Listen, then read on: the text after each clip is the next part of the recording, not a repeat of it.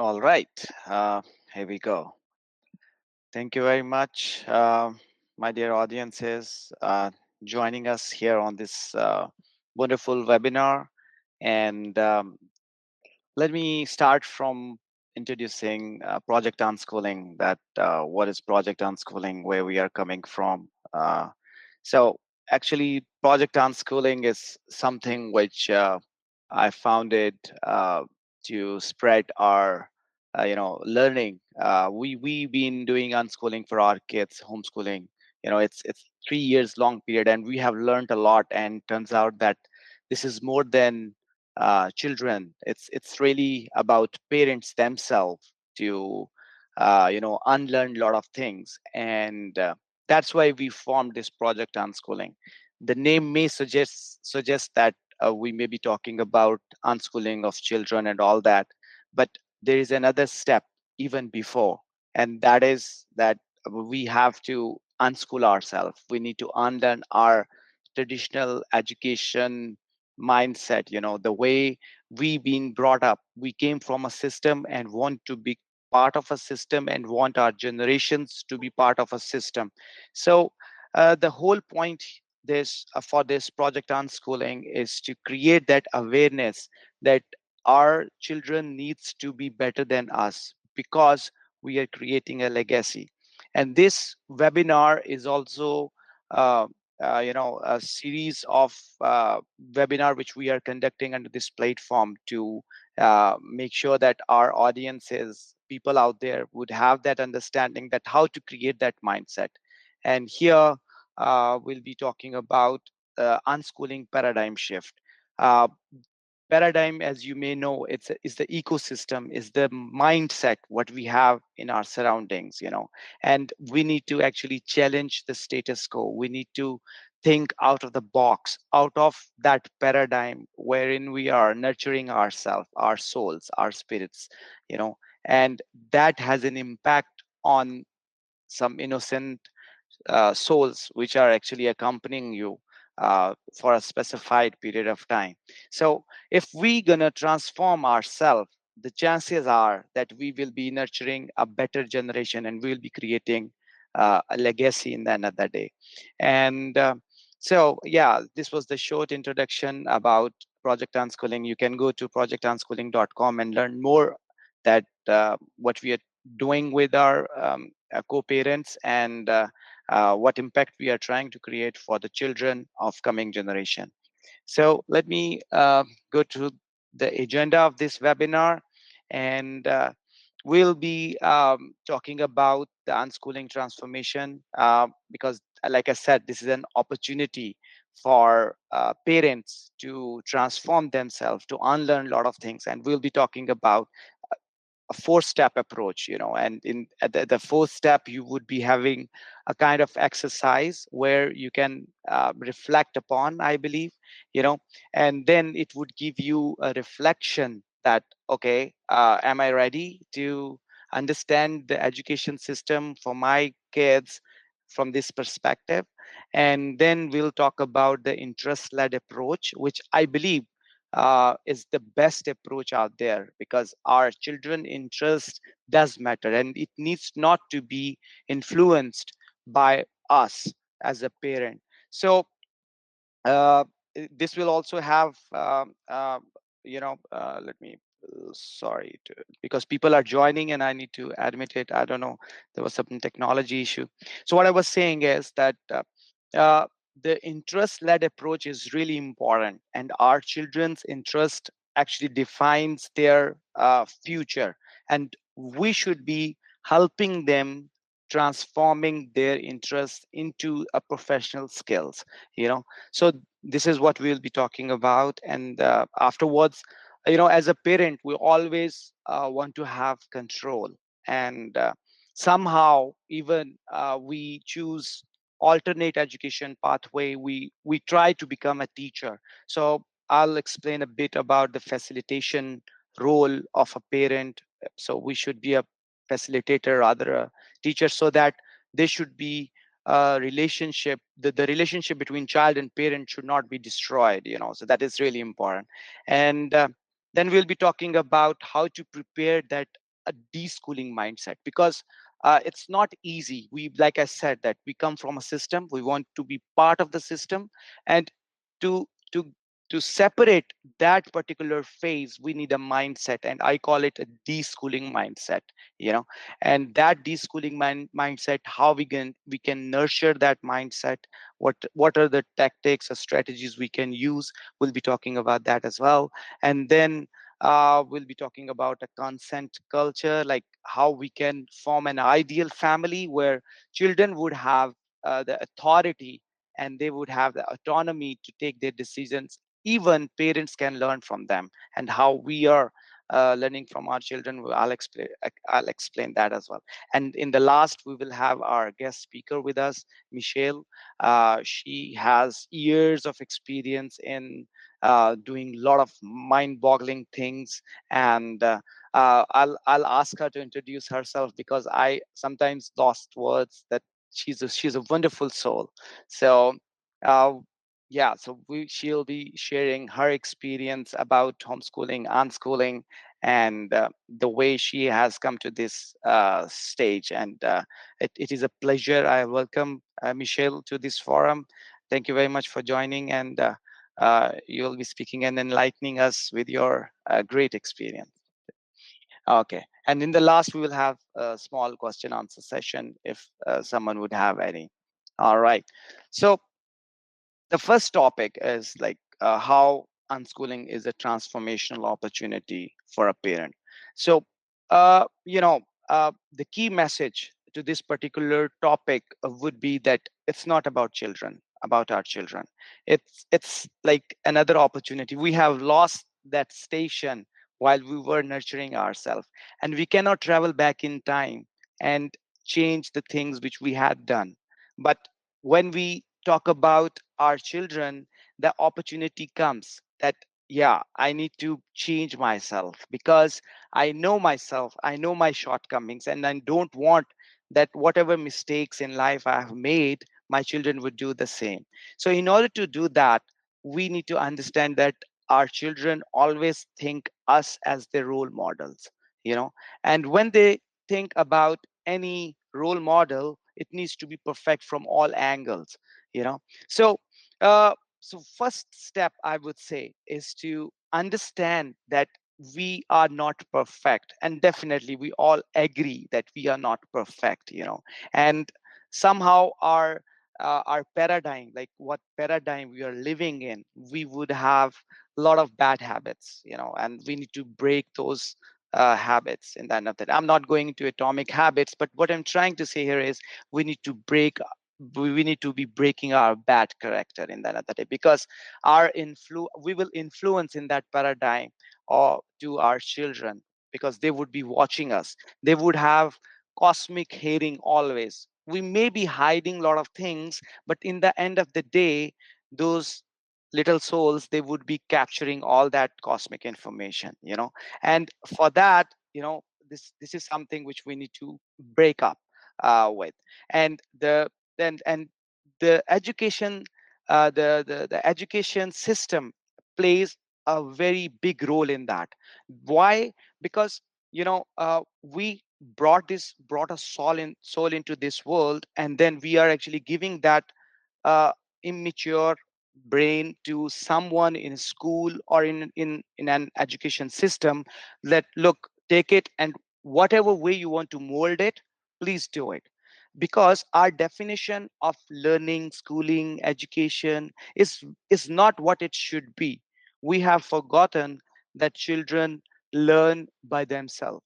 Maybe you may have noticed that how children develop the ability to distinguish between him and her.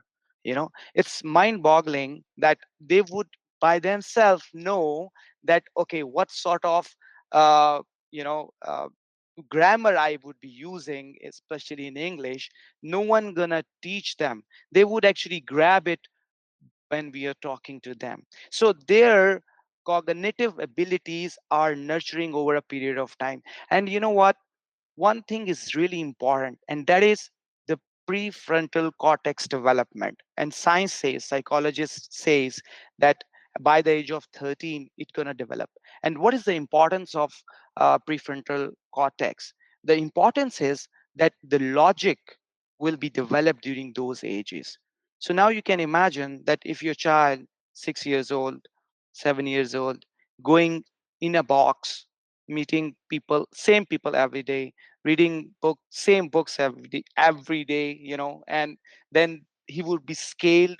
Okay, you did well, you did bad. What? I mean, the point is this is not fair because we are trying to, destroy the foundations uh, of of that cognitive ability or that logics or philosophy or belief system which would be developed by the age of 13. And that is really important. Being a parent, we need to actually understand that. And how would it work? It would work if we are convinced that the definition of education and schooling is very different. Learning happens 24 by 7. you know if a child is going to school, okay, children, the parents may not know what they're doing in the school. Obviously we have parent child meeting, a lot of things are happening, but we satisfy ourselves. So we need to break that habit. And alongside that, we need to reframe the education, like I've already mentioned. This is really important. The traditional education system and the modern education system, it requires a very different perspective. Because being a parent, we should develop a habit to travel back in time, to understand that how we were nurtured, and then we should have the ability to travel ahead of time, and then we need to travel back in that timeline. This is really important. We need to be time travelers, I would say. Because when I say that, this is important because today, for example, my child is 6 months old. He gonna create an impact by the age of 23. So it means I need to travel ahead of time, 20 years, to understand. Okay, by the age of 20, by the age when he will be 23, what would be the requirement of the world? Where what industrial revolution we will be living in? And then I need to come back. I call it past in the future, and understand, okay, 5 years from now onward, when my child would be exploring the world, he would be in the exploratory phase. What kind of education I would be giving to him, you know, what kind of person I would be for him, so that he can understand from my actions. Because children learn a lot through actions. They listen to words, but the impact of words would last very short.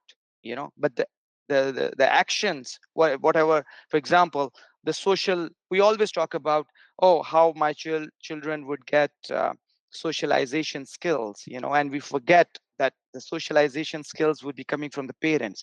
For example, guests are coming to your house, and what you're talking about those guests when the guests depart. This is really important because your children ultimately would know, oh, okay, this is how we should be treating our friends. And this is really important. You are in the car traveling with your kids and talking about here and there. And what are you talking about? It's really important. You're talking about religion, you're talking about politics, you're talking about your friends, family, and then you're talking about positives or negatives. This also does matter. So this is the education. And here, you know, what you are trying to do here is you are ultimately becoming a mentor. You are not actually you're not an authoritarian parent. So you would become a mentor, and the mentor would always teaches through his charisma. And that charisma is created over the period of time because he has influenced a lot of, and he has a journey. He has traveled from different phases. you know and when he has traveled, he has a track record. He has created that trust. Now, you know there is a lot of things happening between parent child, and the first thing I would say is the trust deficit. Because the trust is actually being created when they are going to school. So the trust between, okay, children may have very good trust relationship with their friends. They may have very good trust relationship with their teacher, but the, there may be little bit of trust between the parent and child as well, and that would always come at the last stage. So this is really important. So when we modify our role from authoritarian to mentor, you know, the thing's gonna change, and we will be actually mentor position, and time will come, you will see that there is one perspective from your side and another perspective from your child children perspective as well. So what you would see that, oh, they will be talking about very different thing, you know, they would have a very different view of a same landscape, you know. So this is an opportunity and we should appreciate that. Oh, you know what, son, I have learned this from you, thank you very much for teaching, you know. So the other day I was talking to my son and he said, you know, sometimes parents, they they delay their appreciation to their kids. So they should not delay the appreciation, they should immediately appreciate their kids when their kids are doing something good. Yeah, I mean, so now you can imagine why he was saying to me. He may have felt like that, but he was actually recording one of the uh, uh, books review, and he talked about that this is happening between the parent-child relationship, that they don't, appreciate. They should appreciate at the same moment when a child is exhibiting something good. So now, having said that, now let's reflect ourselves. Like, being a parent, if think for a while that being a parent, that what are the fears and challenges you would face when you talk about, oh, you know what, I need to withdraw my kids from this education system and I'll be doing alternate pathway, you know. And what are the fears we would have? I mean, anyone, I'll maybe I'll ask who are listening, just say something. What are the fears? Maybe name three. Anyone? I'd like to add here. So we did this decision actually. We decided our child was not really doing well in school, and the marks were every time they have their normal tests at school, and she's putting so much efforts, and it's not reflecting in her report cards. We felt biased in the reports, and then we decided to pull our child from the school. At this current time, she is being homeschooled, and of course O levels we have to follow some kind of academia to give them the credibility. Otherwise, the system does not accept the child. That's an unfortunate fact. But we did that decision. We are homeschooling our child. She has support from us Very and nice. teacher. Each for each subject, she has a dedicated teacher. Of course, she's following O levels because that's the academia she wants to choose, and she has. And I actually asked her again, "Do you want to go back to your school?" She said no. I said, "Now you have to give me the consent and okay that you're okay with not going back to school and for homeschooling." So we Wow. build that trust and relationship. So we should not be blamed that no dad did not want to put me into school because for XYZ reason. Wow. So we already thought through this process, and after going school for like 9 to 10 years, Mm. we decided to pull her out, and for this future for the next for to complete her all A levels, she will be doing all the homeschooling, and she will have full attention from teachers. It may be actually costing us more, but the child is at home. We see change in her character. We Wow. see she's influenced mostly by us. She has limited friends. We do her play dates. They come over. She goes. So everything is planned, and all of us are in agreement with everything. So Thank you just wanted so to much. add that before Thanks a I, lot. yeah, welcome. I have to drop off because I personally have to go take a class. Thank you Okay. so much for doing this session. Thank you. We'll probably take another session later. Thank you. Thank Definitely. you so much. Thanks a lot, Masood. Yes, Maya, you want to say something? Hello. You asked about fears, right? Absolutely. Yes. So the first and the main fear is about problems in professional career, how to find a place in the world of adults. Hmm. So you mean that children may feel like left out, right? And what professional skill they're gonna learn in the end of the day. So I understand this is the biggest fear, that if they're not in the system, what job they're gonna do, right? Am I right?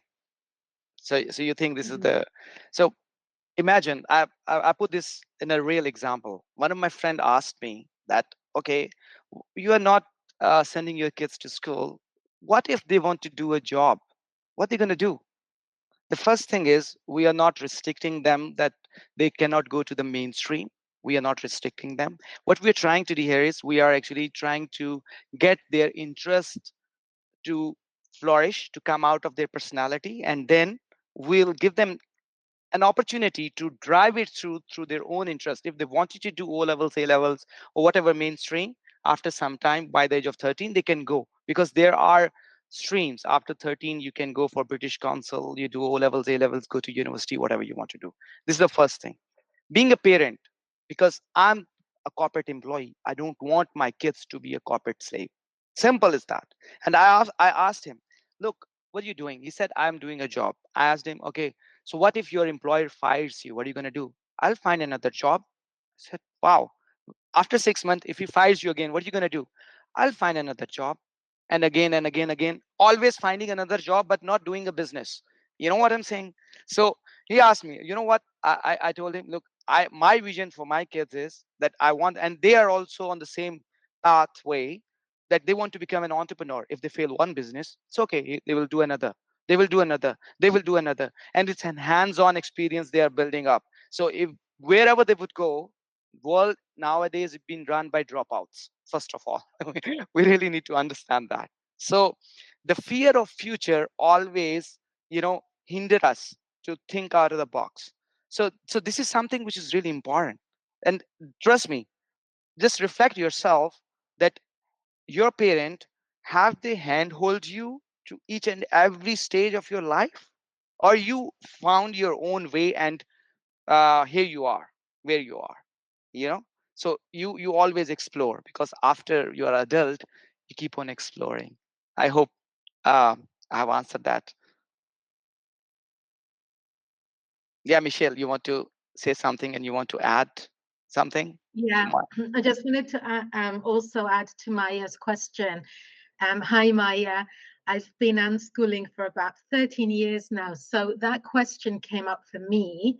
And I get asked a lot of times about that, about my children. So my question back would be, how many people do you know who are still doing the same job or career that they trained for before they were 18, or just after they left school? And how many people do you know that changed the path and retrained into something else? So the point of that is to say, the way I always looked at it was, we have our entire lifetime to learn whatever it is we want to learn, and we are not restricted by anything. The world is now accessible to us thanks to technology.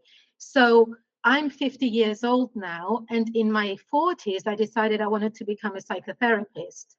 And I had no GCSEs, A levels degree, nothing. I live in the UK.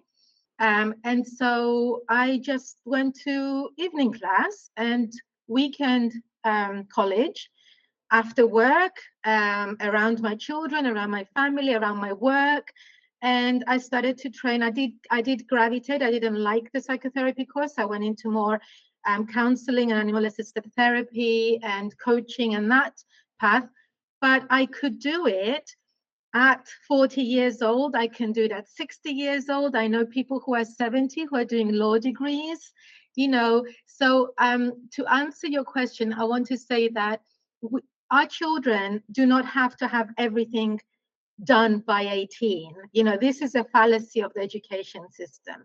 So childhood is to play, explore, discover, learn to be in the world. And what we can offer them is that facilitate that exploration for them, to say, when you decide what you want to do, there are so many different ways you can do it. My oldest is now doing a law degree, was about to start his law degree through Open University because he has a full-time job as well. So, and he's been unschooled or most of his life. So so just to alleviate that fear, the thing to remember is that we can retrain into anything we want to do at any time in life. Some people go to university as adults, as parents, and the other partner might hold the fort while the other one back to study or whatever it might be. So yeah, don't let that fear kind of hold you back, because it is a fear that's instilled by the systems we live in. But actually, that's the wonderful thing, is they can do anything they want at any time, and they can pivot and change again, and have fun with it and find what is their thing. I didn't find my thing until now. Now that I'm in my 50s, I found what really fulfills me and what I love doing, what I want to do with my life. So the rest of it was just experience.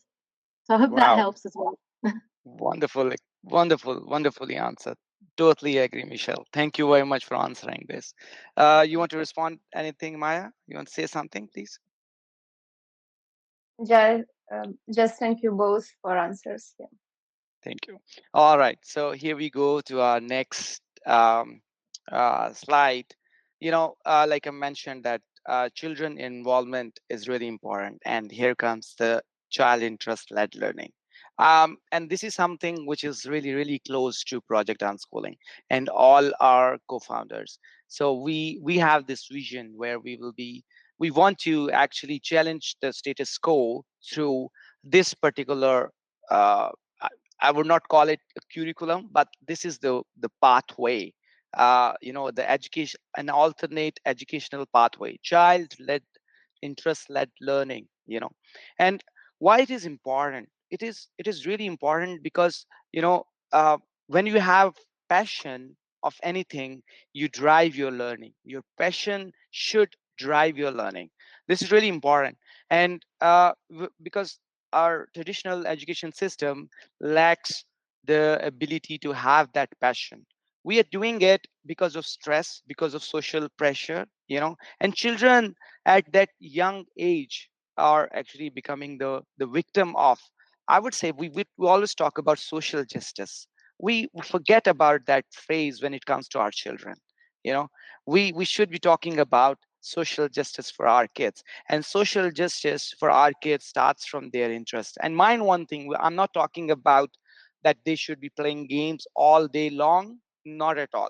They should be a control. Obviously they're children and they would be doing a lot of things, and when as a parent you are involved, you would be doing a lot of physical activities, and that is also a test. If some parents, they would say, oh, you know what, my children, they're really interested in playing games, and I don't know whether they would become you want them to become a gamer in their professional life. No, not at all. When you would be involved with your kids, you will find out, okay, your child may be playing sports games, football for example. Okay, it means he has an interest in football. Just go down there somewhere in the ground and have a football and play with them. So this is something which is a trigger point for you to understand that the interest, how can it become very physical, and when it become a physical, then convert it into a skill. You have to actually give them the exposure, because children, they are in exploratory phase. So they are always learning and learning, but when they are stuck within their interest reality, then dopamine start kicking. So we really need to understand that how that works. And you know what, this is really important, like what we did with our kids. Like my child, when he was 6 years old, I was working on some sustainability startup, and somehow he got interested, and by listening, by watching the videos and everything. And then I told him, a 6 years old guy, I was telling him, look, this is a consumer mindset. uh, should I tell you something else? Maybe you can become a creator of content. And he understood that at very young age, that okay, I like videos, I like TV, I like mobile phone and everything, YouTube videos, but why not I'm creating it? Why I'm not in that video? I should be in that video. So how I would be in that video? For that, I need to create one video. you know and then that journey started. So it's like he so what we did, we found an interest, right? And then we converted that interest in a very systematic way as a parent. And we have seen that, okay, what are the KPIs we have achieved? Like, he was 6.5 years old, he was speaking to a school in Scotland, Stowe Primary School, talking to primary kids on a Zoom call a 6.5 years old kid is talking on Zoom call for 30 minutes. I mean, and for me at that time, it was, wow, okay, this works. Actually, child interest led learning works, you know, and this is really important. And you train one child, and you will feel that if you have more children in the house, they would be on autopilot, you know. So this big child, they may become a mentor to your younger sibling, his younger siblings, you know. So this is really important, that we need to actually observe their interests, you know, and capitalize those interests. And lately what we did, we actually started journaling with our kids, which is something which all these big motivational speaker talks about. You know what, you have to refine your thinking. And in order to refine your thinking, the first step is go for journaling. Write down what you think, and slowly and steadily you will find out that you will find who you are. So imagine that if you start doing it for your kids, when they started writing, just do that exercise with with your kids, you know, and ask them to write journals, maybe once in a week, you know, and you will find out, wow, you know, okay, I was thinking that my child is playing football, he's going for cricket, he's going for MMA or taekwondo or whatever. But when he's writing something else. So being a parent, am I being so authoritarian and trying to impose something? So what I'm trying to say here is, it is a double reflection. That child is reflecting on his character, and after reading the children journal, a parent is actually reflecting his parenting style. So this is really amazing, that how this child led in learning works, you know. And let's do an exercise for this as well. Like, I mean, this is something what we've been doing as well. Like, maybe you can right now you can write down, and that what are the three things your children love, you know. And then what I would say, you need to validate those with your kids as well. This is really important. And then you would know, okay, what I was thinking, and what is the reality my kids want to do. And and then when you have that particular interest set, you know, you think about the skills. Okay, if my child is very good in gaming, what are the professional skills he can go for? And then start talking to your kids about that particular skill set, you know. So you will be amazed, I would say, you know. So anyone, if you can share this, any three things about your child, and what do you think, that what are the skills you would see in the future that this interest can lead to?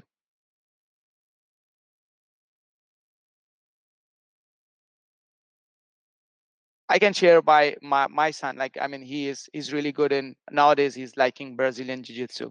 And you know what, Brazilian jiu-jitsu, he's been doing it for like almost 1.5 year. And he's doing it, and he always tells me, you know, it's a very disciplined way of fighting, because we are not kicking, we are not punching, we are not actually harming anybody. It's like, it's very physical. And this is all about the self defense and everything. And I was surprised that, you know what, he said that it gives him the ability to be strong from inside. And you know what, he wants to become a scholar and a doctor. And why? Because scholar actually heals the soul, and doctor heals the body. So so what I'm trying to say here is, like, I don't know how he come up with uh, this linking process. But the point what I'm trying to make here is that he is feeling that he is strong, and he wanted that other people should be strong, and how those people would become strong from internally and externally, and how he can contribute. So so I mean, this is something which as a parent we really need to ponder upon.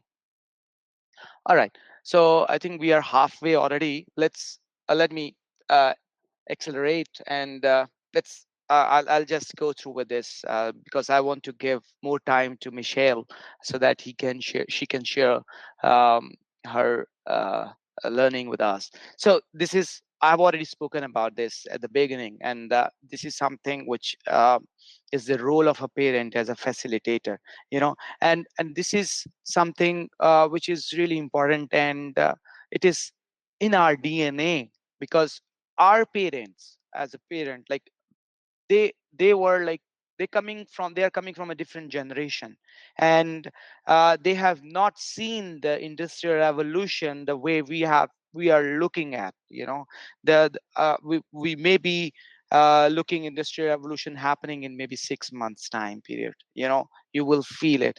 I read a book, Yuval Noah Harari's book, 21 Lessons for 21st Century, and he has written that book in a very beautiful way, and he has mentioned this, that you see the time between the first industrial revolution, second, third, fourth, and now fifth is happening. The time is squeezing, and you will see that another industrial revolution would be happening in 6 months time, maybe next 2 3 5 years time. So which means you need to unlearn a lot. So before our kids, they would unlearn their learnings, it's better we start unlearning, so that we can teach our kids how to unlearn. So this is something which is really important, that being a facilitator, what we do, we create the pathways, you know like a scrum master. I don't know how many of you come from the agile methodology background. Like, we have a scrum master. The role of a scrum master is to remove the bottlenecks, and make sure that the team is doing whatever they are doing in a very perfectionist way. So we also need to think like that okay, we really need to remove the bottlenecks. We really need to provide the opportunities whatever our kids are looking for. We should not be in, enforcing our authoritarian character on our kids.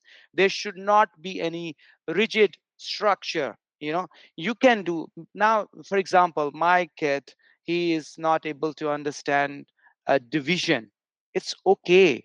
You can go ahead with algebra. Maybe he'll be able to understand that, and division he can learn later on.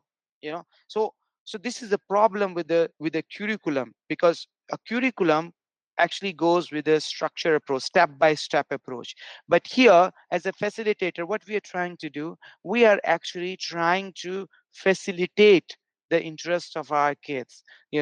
So this is something which is really important, that we need to ask open-ended questions. There should not be like close-end question, because when there is a close-end option, multiple choice question, okay, you have these options, you have to select only in this. It's better that when we talk to our kids, we should have open-ended questions, because when we have open-ended questions, we will get what they think about that particular stuff. And this is something which has been told in our corporate culture always.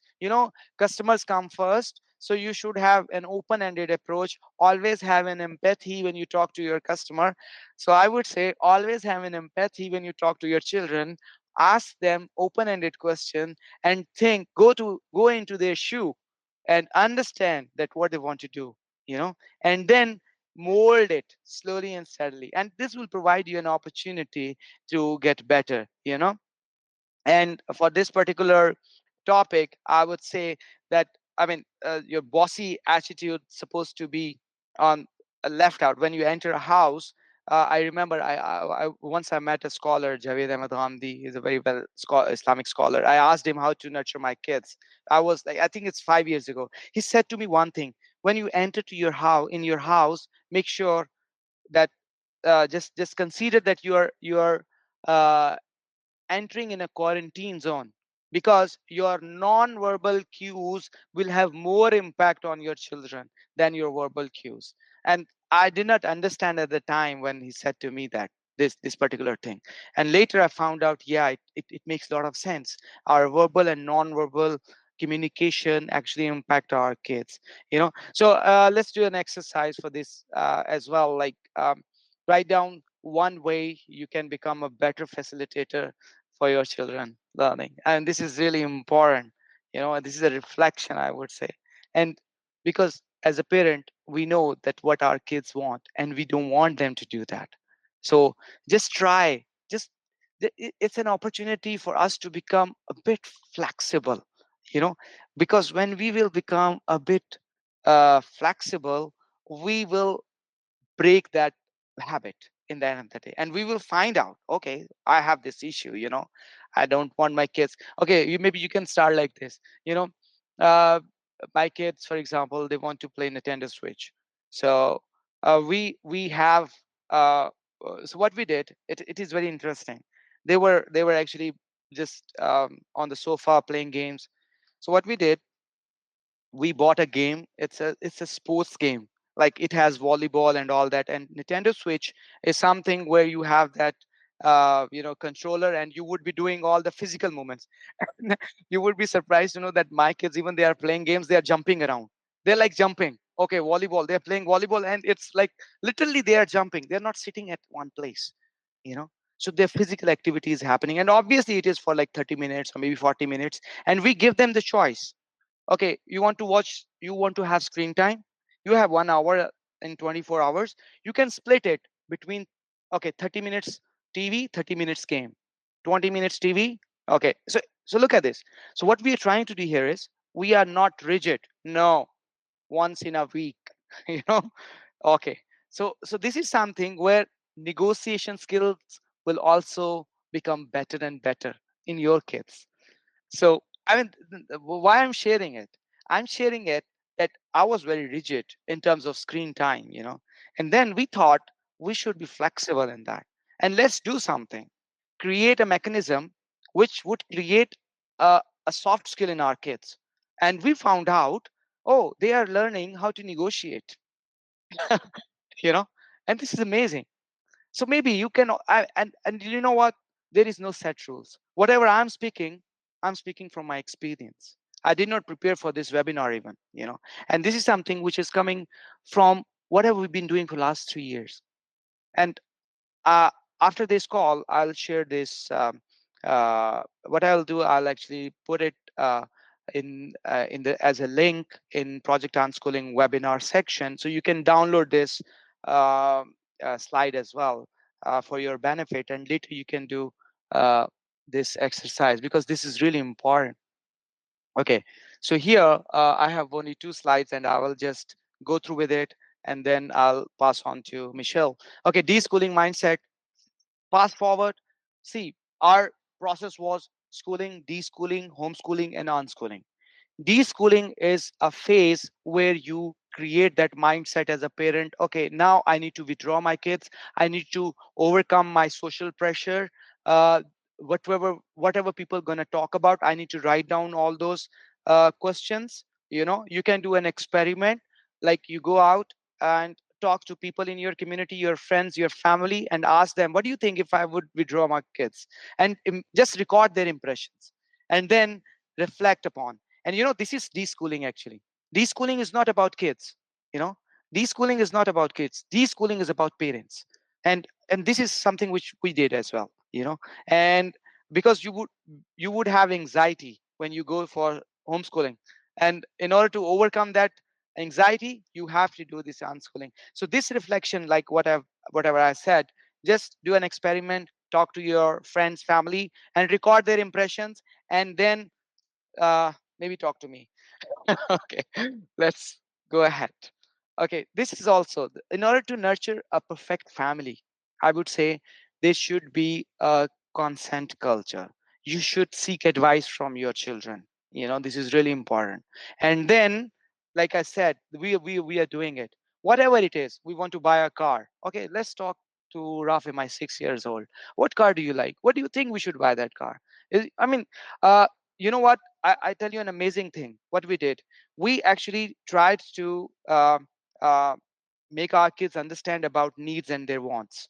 You know what? This is really important concept, needs and wants. And to cut the long story short, uh, you know what? Whenever we are going to buy something, my kids, for example, they wanted to buy a particular brand.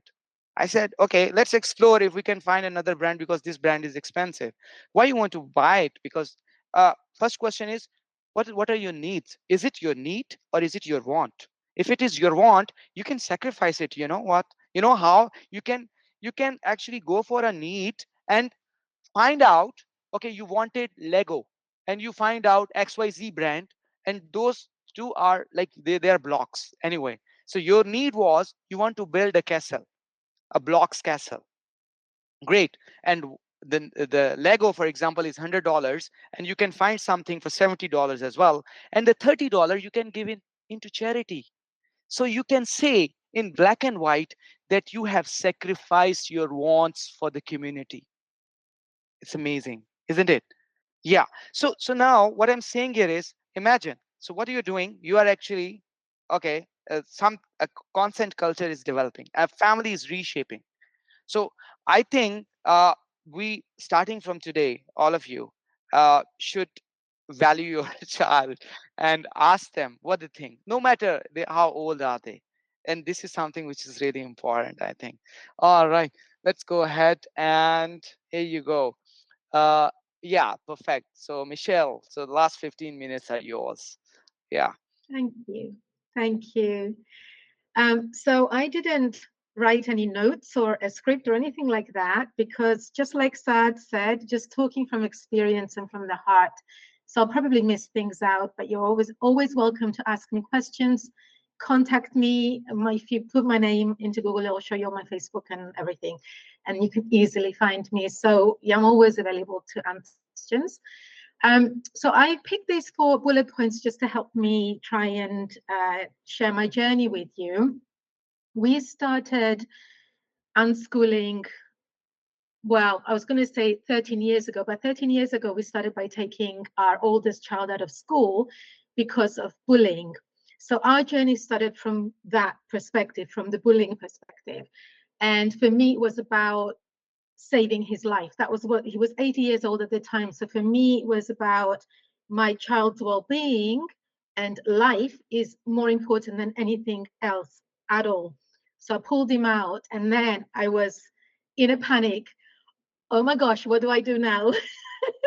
So we did the whole gamut. We did private school for a year, and we went into home education, and then we gave up on the structured home education, and we followed the unschooling path. So it was a process, but what all the things that Saad talked about today are so keen to everything that we did. It's such a fantastic talk, Saad, because you touched on all those key points. We had to unlearn what we've been conditioned to believe about education, about life, about everything. And life as we know it, our society is led by fear. Everything is about fear. Our news is fear-based. Our programs fear-based. Our schooling is fear-based. You've got to do this because you might not be able to get a work, not because it's your passion, because you can change the world, because you can become an amazing musician, or whatever, right? It's always about fear. So we had to remove that and think differently. So it started with us unlearning, deschooling ourselves before we would actually help our children. So one of the things, because we don't have very long, so I'm going to try and just stay to the point. So obviously, like I said, any questions you can ask.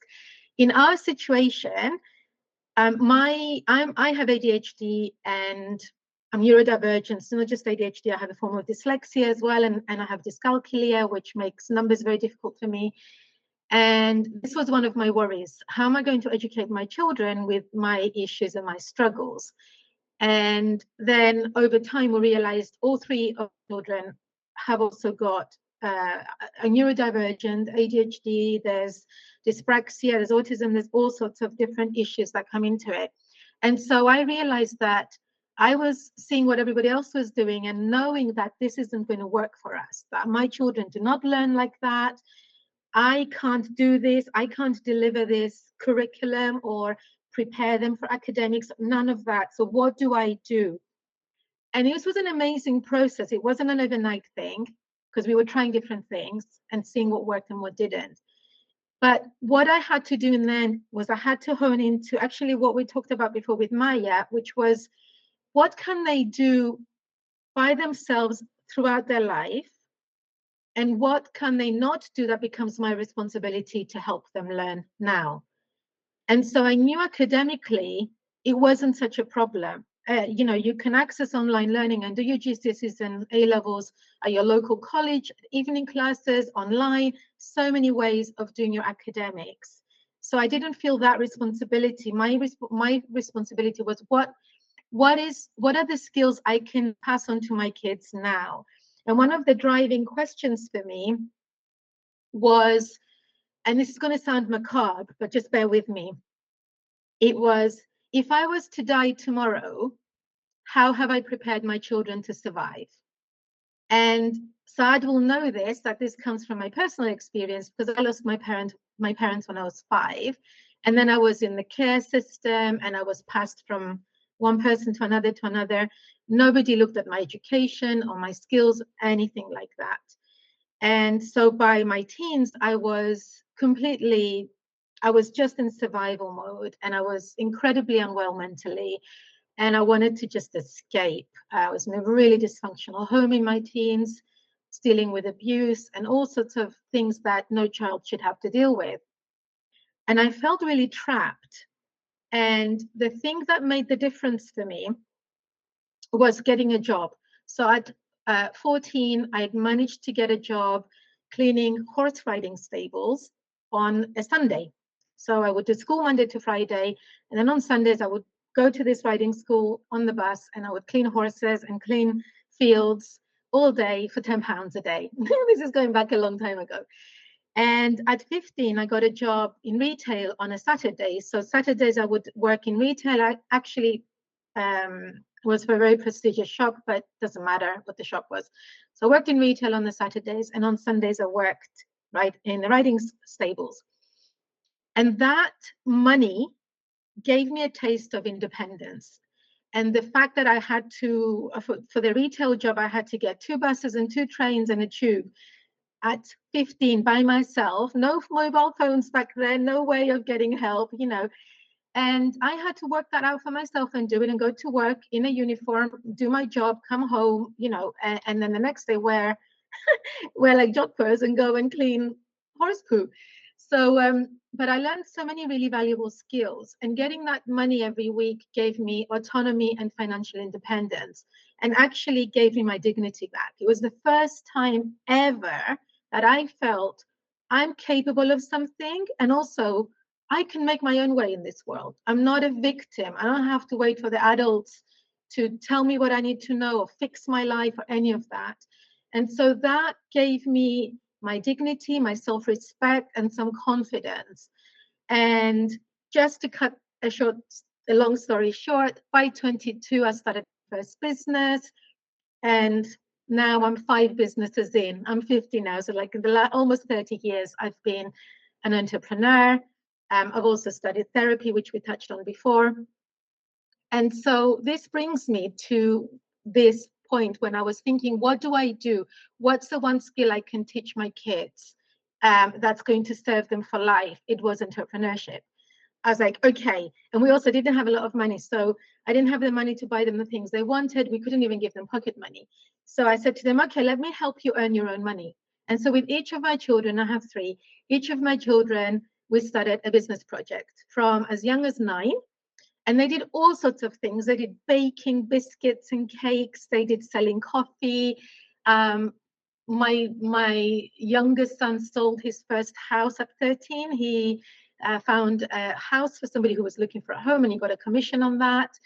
I mean, all kinds of things I can't even remember, but they've tried their hand at sorts of different things. And they were earning their own money and buying the things they wanted. And that gave them a taste of independence and autonomy and self-respect and confidence. And of course, with entrepreneurship, you're learning how to deal with people of all ages, of all backgrounds. You're learning good communication. You're learning problem-solving skills. You're having to be innovative. You're having to be creative. You're going to have to think outside of the box. You have to know how to deal with complaints and difficult people.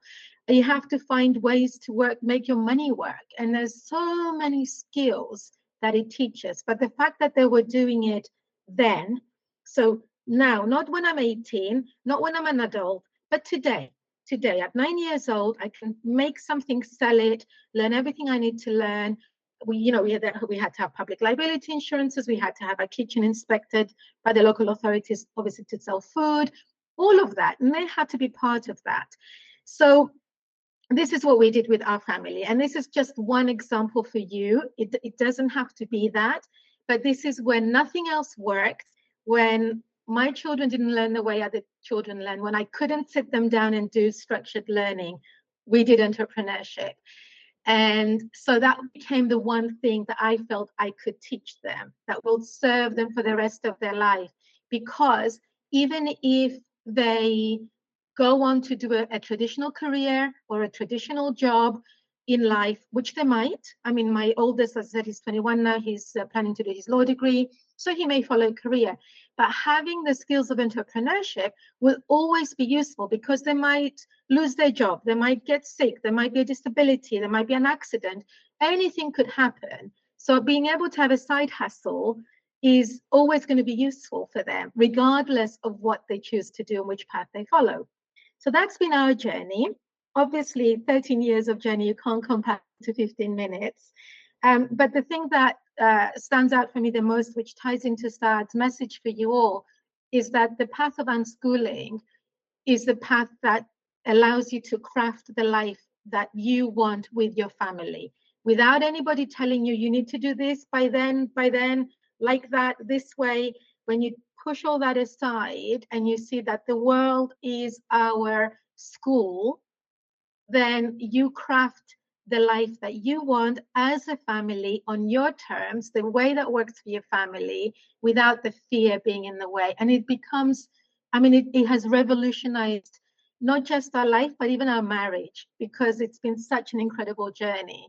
So, and then just the last thing I want to say, as a result of all that, today I run a business where I teach young entrepreneurs. So I run a business called Young Entrepreneurs Startups, which is how Saad and I met on LinkedIn, equipping teenagers to start their little business, their side hustles now, and learn all those important skills for life. So I think that's it. Obviously, I know we're finishing now. So if anybody has questions or you want to find me and ask me any questions, feel free. Saad, I want to thank you for the opportunity. And just one side note, I noticed you have a guest, Evangelos Vlahakis, who I've known for years, but we lost touch. He's an important person to contact, Saad, because he's a filmmaker and has dealt with the unschooling world in Greece. So a wonderful person to also connect with. It's good to see you here, Evangelos. Thank you, Saad. Something has happened with my laptop and I lost the connection. I'm really sorry about that. I don't know, some technology. Yeah, so it's good that we have already finished. So thank you very much, Michelle. That was really amazing. It's wonderful to learn your story, and it's amazing. And where I lost, and you were mentioning someone from our audiences, and I missed that. You were mentioning somebody. So what was that? Yes, I mentioned, I noticed one of your guests is Evangelos Vlahakis, who's from Greece. I hope it's okay that I'm mentioning you, Evangelos, without your permission, actually. But I just think that it's an amazing connection for Saad, because, thank you, got a thumbs up from Evangelos. Evangelos is a filmmaker and has been working with the unschooling community worldwide for years and really pioneering unschooling in Greece. So would be also amazing for you, Saad, to connect now that I see that he's here. It's been lovely to reconnect as well. Yeah, I think we were connected in Learning Planet Festival. So that's the platform where we connected. And after this meeting, yeah, definitely I'll connect him personally on LinkedIn and see if we can collaborate something, we can work together to create an impact. Thank you very much once more. Thank you very much. See you soon. Bye-bye. Take care.